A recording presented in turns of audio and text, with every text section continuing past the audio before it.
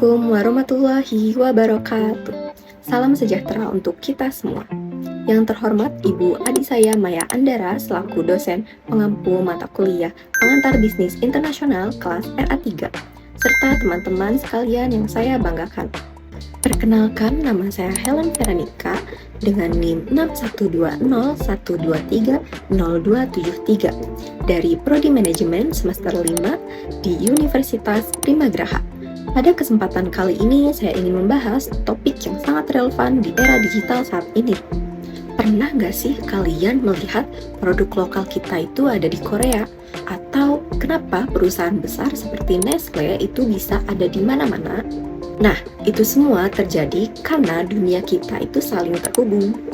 Saya akan mengupas tuntas dua materi penting dari mata kuliah bisnis internasional. Pertama, kita akan membahas mengenai kerjasama bisnis internasional. Kenapa kita butuh orang lain? Dan yang kedua, mengenai strategi bisnis internasional.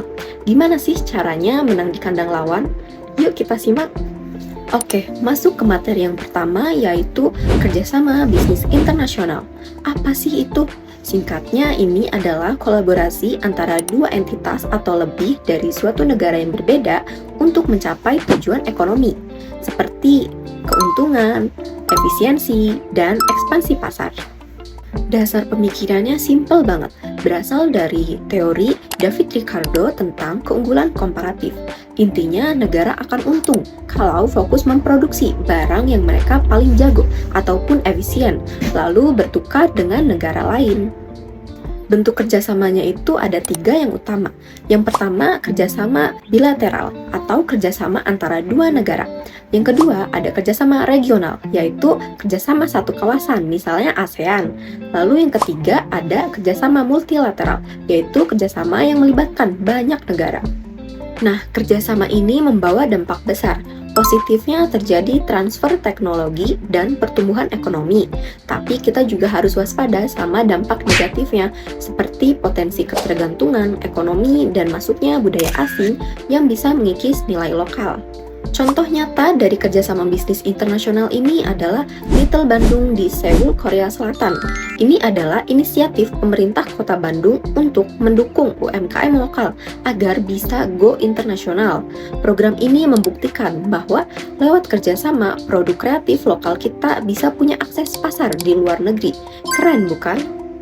Nah, setelah pintu kerjasama terbuka antar negara, sekarang giliran perusahaannya. Gimana sih cara suatu perusahaan itu masuk dan bertahan di bisnis internasional? Disinilah kita butuh materi yang kedua, yaitu mengenai strategi bisnis internasional.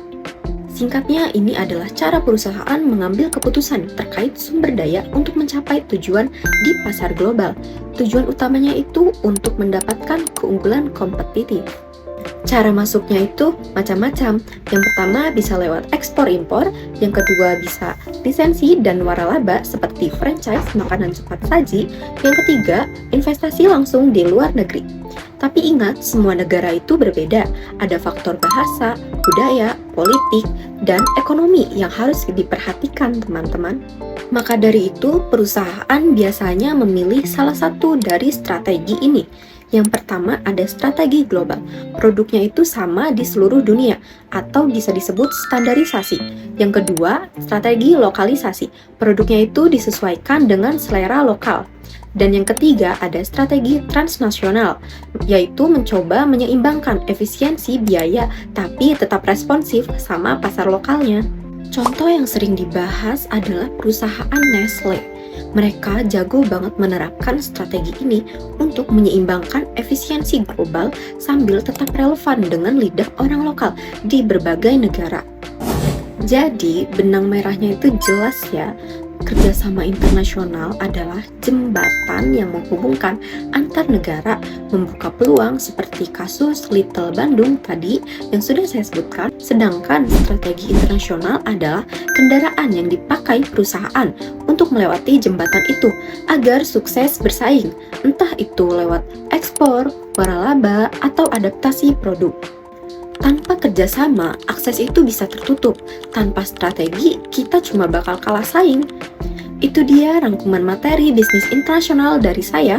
Semoga bisa menambah wawasan teman-teman semua. Saya Helen Veronica, pamit undur diri. Wassalamualaikum warahmatullahi wabarakatuh.